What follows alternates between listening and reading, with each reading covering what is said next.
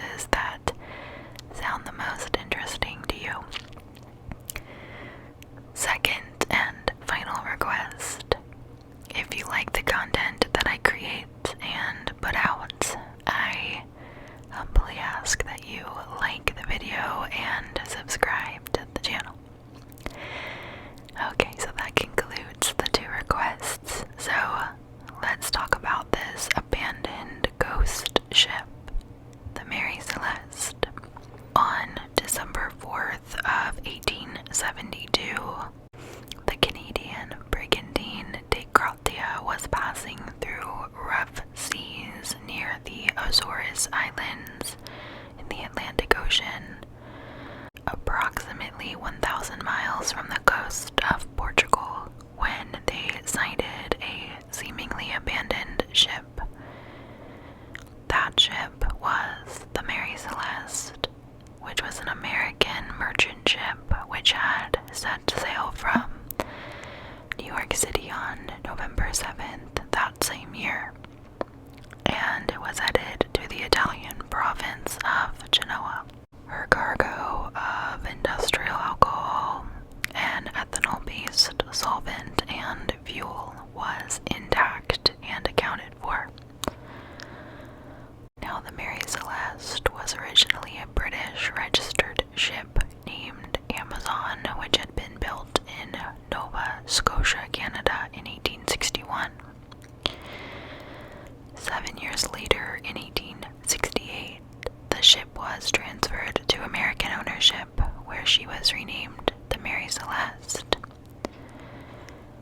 The story of the Mary Celeste and its moniker as the ghost ship to end all ghost ships is a mystery that has perpetuated for over 150 years. But recent evidence using new technology claimed to have finally put the mystery of the ship and its crew to rest. In October of 1972, after various structural changes to the ship, ownership of the brigantine was split into 12 shares, with 4 of those shares controlled by new captain Benjamin Spooner Briggs. He was no stranger to the seas, with his brothers and father also steadfast seafarers. Briggs at one point contemplated giving up the seabound lifestyle to start a hardware business with one of his brothers, but instead he poured his life savings into the 4 shares and assumed control as its captain.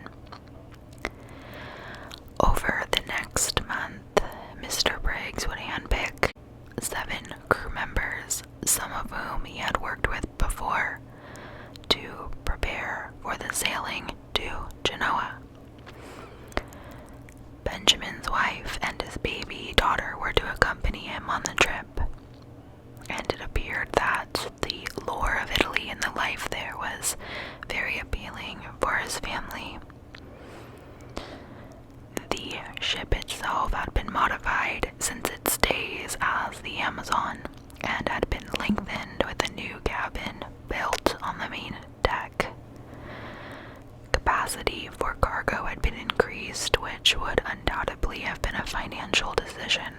So, with a very strong ship and highly capable crew handpicked by Mr. Briggs, the Mary Celeste left port from New York City on its long journey to Europe. On board, they had 1,701 barrels of industrial alcohol. Benjamin anchored the ship almost immediately due to incoming bad weather. But once the weather had passed, and on the 7th of November, the ship set sail for the Great Ocean. Now, at some point on this journey, every single person on board disappeared, and the ship was left abandoned in near perfect condition. So, let's go ahead and talk about the ship that discovers the Mary Celeste. The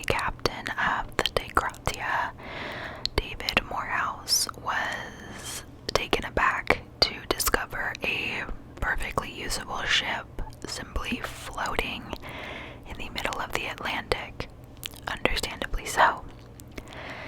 He was aware of the ship and knew that its trajectory and course was to get to Genoa, Italy. And because he knew that it should have already arrived in Genoa, given that he had traveled a similar route before. So to come across it in the Atlantic Ocean, he knew that something was not quite right. Both Mr. Morehouse and his first mate, Oliver DeVoe, knew Benjamin well, and they shared common interests. When they realized that it was the Mary Celeste, they sent signals to the ship and shouted over, trying to get someone's attention, but there was no response. So, as mentioned, Morehouse concludes that something is wrong as the ship was floating erratically. Morehouse ends up positioning the De Gratia alongside the Mary Celeste and sent across a boarding party to try and locate the crew. First mate DeVoe and second mate John Wright went aboard, and what they discovered only added to the mystery. Some of the ship's charts had been tossed about in rough seas, but other than that, everything was seemingly in place. The crew's belongings were still neatly in their quarters. The 1,701 barrels of alcohol were mostly intact. And I guess the only thing that was out of norm was that there was up to 3-foot high water sloshing around the cargo hold. They would find a 6-month supply of food and drinking water, but no sign of what happened to the 10 people on the ship who were supposed to be consuming it. The sails were only partly set and in mostly poor condition, with one sail completely missing. The rigging was damaged, with some of the ropes hanging over the side of the ship. The main hatch was secure, but 2 other hatches were open, with one being damaged beyond repair. Not only was the crew missing from the Mary Celeste, but the one lifeboat they had on board was as well. It was supposed to have been stowed near to the main hatch, but it was gone. And it remained unclear at that point whether the crew had taken it or had suffered the same fate as one of the sails. The ship's compass had moved from its fixed location, and the glass cover was found broken. Despite the damage to the ship, DeVoe was able to discover the ship's log, and the last entry was 10 days earlier on November 25th, which meant the ship may have been floating free in the Atlantic for 10 whole days. The log made no mention of anything untoward and put their position near Santa Maria Island, over 400 miles from where the ship was found. All previous entries had been consistent with good record keeping and showed that the ship had battled large waves and stormy weather, which was not unusual on the Atlantic. Despite the damage that they found, the ship's quarters were otherwise intact, with some water damage, and when they searched the ship,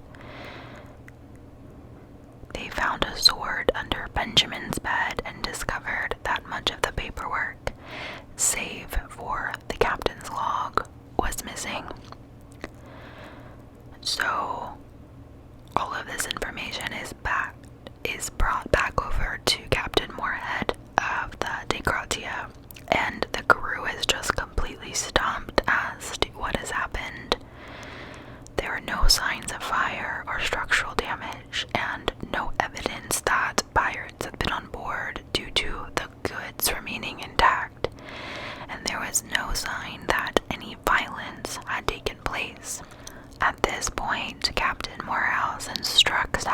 crew to take command of the Mary Celeste and follow behind him in the De Gratia into the Bay of Gibraltar, about 600 miles away, and the nearest international harbor.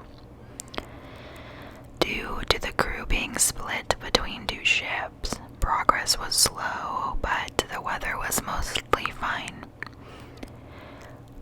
Captain Morehouse knew that under maritime law, he and his crew would be rewarded for bringing the ship into dock, which is usually a large share of the value of the ship and its cargo. Both ships would arrive at Gibraltar on the 12th of December, and just 5 days later, salvage court hearings began, headed by the Chief Justice of Gibraltar, Sir James Cochrane, and British lawyer Frederick Solly Flood. Due to the testimonies of Devoe and Wright, who had entered the ship first, the court interfered that foul play had in fact taken place. They suggested that alcohol was the cause of the foul play, but remember, most of the alcohol was found intact, so was it really foul play, or is that really the motive? It's kind of questionable. On the 23rd of December, Frederick Solly Flood, the British lawyer, ordered a thorough examination of the ship, which was carried out with divers and shipping surveyors. The survey team immediately concluded that the ship had not been struck by heavy weather, as they had found a vial of sewing machine oil standing upright in its place, meaning that if they had been hit by heavy weather, something like this would have knocked over. The Mary Celeste showed no signs of running aground, nor had it been involved in a collision with another ship. When one of the surveyors noted cuts on the side of the bow, a further inspection was carried out by a group of Royal Navy captains. Those Navy captains agreed that these cuts had been caused deliberately, possibly from a sword, and one by the blade of an axe. There had also seemed to be a blood stain on the ship's rails, and the tip of Benjamin's sword had what looked like a few drops of dried blood. And so these findings bolstered the court's initial conclusion that foul play did take place. Now, on the 22nd of January of 1873, Solly Flood sent the court reports to the Board of Trade in London with his own conclusion of the matter. He had concluded and wrote that the crew must have drunk some of this industrial alcohol and murdered the Briggs family in an alcohol-induced rage. It was noted that the consumption of denatured alcohol could cause physical and mental pain. Solly Flood added that the crew had cut the bows to simulate a collision and fled in the lifeboat to an unknown fate, but if they were lucky, may have landed on Santa Maria Island. Now, this is where things get a little bit spicier. Mr. Solly Flood also stated that Captain Morehouse, the captain of the De Gratia, and his crew were hiding something, and that he did not believe that the Mary Celeste had been found in the location that they all claimed. He refused to accept that the ship had sailed so many hundreds of miles with no crew, and ultimately concluded the cause was mutiny and murder. His belief in something purposeful never went away.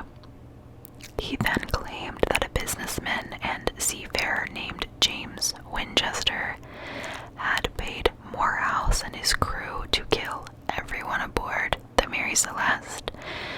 order to claim the cargo as salvage, thereby saving what was at the time a huge amount of money. So, on that theory, whoever this James Winchester fellow is paid Morehouse and his crew go on and kill the Briggs family and their crew, and then they bring back the Mary Celeste, knowing that they'll get a lot of money as that reward for bringing this ship into port, and then they can maybe split it, or I would imagine they would split it between Winchester and Morehouse.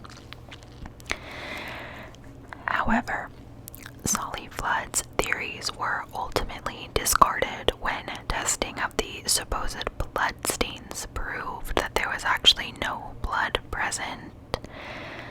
Other experts stated that the marks on the bow were caused by natural movements of the sea. On the 25th of February of that year, the Mary Celeste ends up being released and carries on to Genoa with a completely new crew. Chief Justin Cochran set the salvage award at £1,700, which was considered 3 times lower than what it should have been. And despite all of the conflicting evidence and the theories at play, the court still suspected foul play had been the cause, and those suspicions of wrongdoing would last for 150 years. So, years would go by and suspicions would continue. James Winchester became the main character in what many believed was a deliberate act of insurance fraud. Documents at the time show that the Mary Celeste was actually overinsured, meaning that if it was to sink or lose its cargo, the payouts would have been higher than the value of the ship and cargo combined. An article 60 years later in 1931 suggested that the De Gratia could have waited for the Mary Celeste near to the Azores, then lured Benjamin and his crew to the ship where they were killed and thrown overboard. Now, according to historical documents, the De Gratia left New York 8 days after the Mary Celeste, and being a slower ship, would not have reached the Celeste in time in order to stage this very complicated murder spree to aid in an insurance scam. There have also been theories of pirates throughout the mystery of the Mary Celeste. Some articles would point to the Riffian pirates, who were based around the shorelines of Morocco. The theory falters at every step, though, because again, nothing was stolen from the ship. Nothing in the captain's quarters, the crew's quarters. There was still a sword found on board, and the alcohol, the food and water. So if they were pirates, why would they not take everything on board? Now, let's keep on going down the spicy theory path.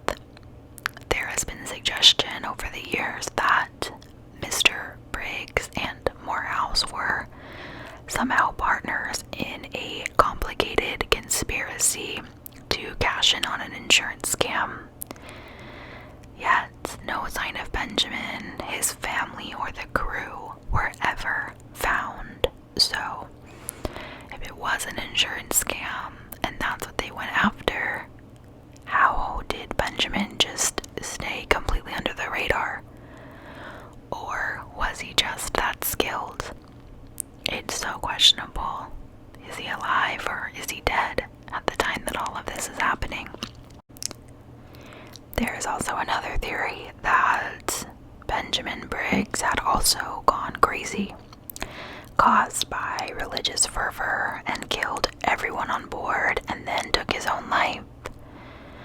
But don't forget that Benjamin had his family on board, and so, I guess not to say that he wouldn't kill his own family, because Lord knows we've talked about cases where family members kill each other.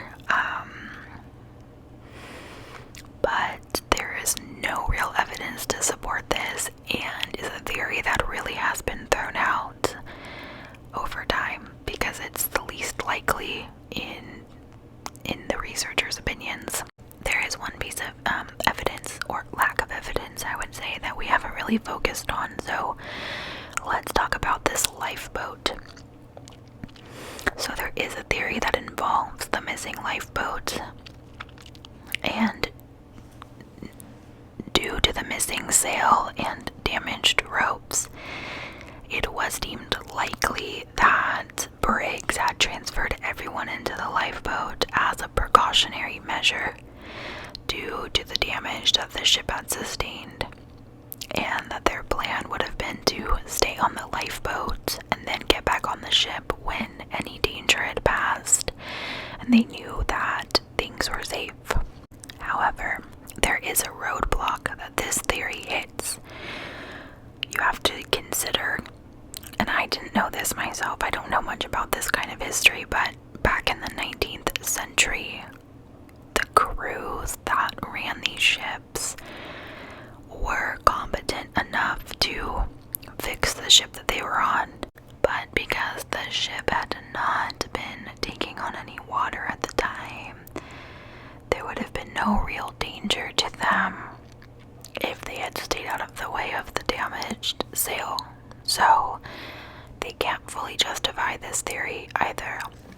It also would have been unusual for literally anybody on board to have left the ship, hid in the lifeboat, and waited until the weather was good enough to go back and fix it. This theory ends with the suggestion that they had tied the lifeboat to the ship and it had come untied, leaving the Mary Celeste drifting away on its own accord. But there is another lifeboat theory that holds up better.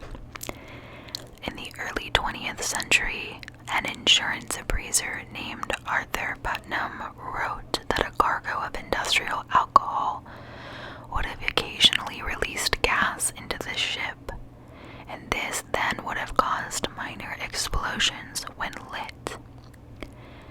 Now, these explosions would be minor enough to not cause concern. However, if there had been a larger explosion, then the captain would have deemed it fit to abandon the ship due to the possibility of escalating explosions. Now, the state of the ship when it was found was due to it being crewless for 10 days. Both of these lifeboat theories rest on the belief that the entire crew managed to escape. And so the question that continues to remain is, what happened to the lifeboat and the crew? It does seem likely they would have perished in these rough seas, and unlikely that they were picked up or made it to an island, for their survival would have most likely been known. So despite the damage to the Mary Celeste, it was still perfectly seaworthy when it was found by the crew of the De Gratia. And it's this very fact that has led to the mystery perpetuating for so long. So, other theories rest on more unusual phenomena. And you guys, there are a lot of theories when it comes to this one. So, if you're not familiar with what a waterspout is, it is a vortex that appears over water, similar to that of a tornado, but not coming from a supercell form. One of the theories was that a waterspout had forced water into the boat through the pumps, causing Mr. Briggs to give an abandoned ship order, believing the boat to be sinking.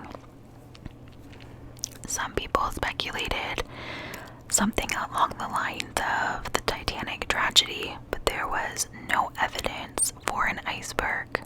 Another theory suggests the ship was drifting too close to an island chain, and out of fear of running aground, the captain ordered everyone into the lifeboat. But again, many theories rest on the crew boarding the lifeboat. An earthquake on the seabed was also considered, which could have led to rising gas from the alcohol barrels. After smelling the gas, the crew would have likely jumped into the lifeboat, fearing an explosion, and would have watched as their ship floated away from them. Over 130 years later, in 2006, a scientific experiment for a British Channel 5 production focused on the alcohol cargo as a possible explanation. Due to no signs of explosion, it was deemed improbable that an explosion had caused the crew to abandon ship. However, the experiment proved otherwise. Created by Dr. Andrea Sella of UCL Chemistry, his team built a giant replica of the Mary Celeste's hold. Using butane gas, they simulated an explosion caused by leaking alcohol, and in places of barrels, they used paper cubes. In this replica and experiment, they set light to the gas, which caused a large blast, sending a ball of flame upwards. They expected the hold to be burnt out, but to their surprise, they found that the explosion had left no soot and no damage. Even the paper cubes were undamaged.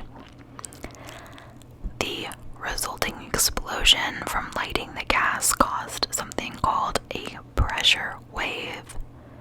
The flame burnt through the gas and was followed immediately by cooler air, which stopped the flame lighting other parts of the ship.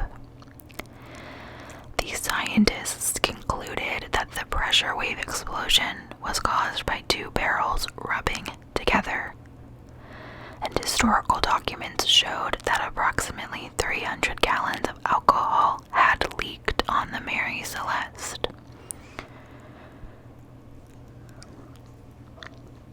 So now this team of people are thinking through what Benjamin and his crew would have experienced if they encountered this terrifying pressure wave explosion. And it seemed to them more than likely that Benjamin would order his crew to abandon ship in the belief that another, larger explosion would destroy the ship and any chance of escaping.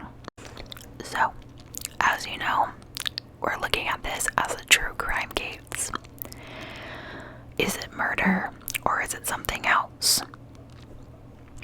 Now, unsurprisingly, newspapers at the time embellished even the smallest detail about the fate of the Mary Celeste, with some newspapers adding falsehoods, as like the dinner was left on the table uneaten or a fire was found burning in the galley. Things like that were added into the story to make it even more entertaining, I guess you could say. Many writers, including Arthur Conan Doyle, used these embellished facts to ensure that the mystery of the Mary Celeste would always be spoken about. There was even a magazine article with an alleged account from one of the survivors who claimed the crew were having a swimming contest when they were eaten by sharks. The Mary Celeste left Genoa a few months later in June of 1873 and returned to New York City, blemished by tales of wrongdoing and hauntings. The ship transferred ownership many times over the following decade until it came under the captaincy of Gilman Parker. In November of 1884, Parker colluded with a group of other shippers and seafarers to with worthless cargo and to falsify the manifest with overtly valuable goods. In January of 1885, with the fraud in motion, Parker purposely ran the ship aground near Haiti, leaving the Mary Celeste damaged absolutely beyond repair. The crew rowed the lifeboat to a nearby island, and Parker put in a giant insurance claim. When the claim was proved to be false and deliberately misleading, Parker and his accomplices were sent to trial, where, due to much confusion, were ultimately released and the insurance claim was thrown out. So this guy got so freaking lucky. The Mary Celeste ultimately sank near Haiti and was remembered through historical documents and clearly some very far-fetched stories. In 2001, author Clive Cussler and a team of archaeologists claimed to have discovered the wreck of the ship, but testing proved otherwise. No trace of the real Mary Celeste has ever been found and is considered lost to the deep waters of the ocean. From the disappearances of the entire crew to the insurance scams that followed, the Mary Celeste remains one of the most infamous seafaring mysteries and crimes of all time.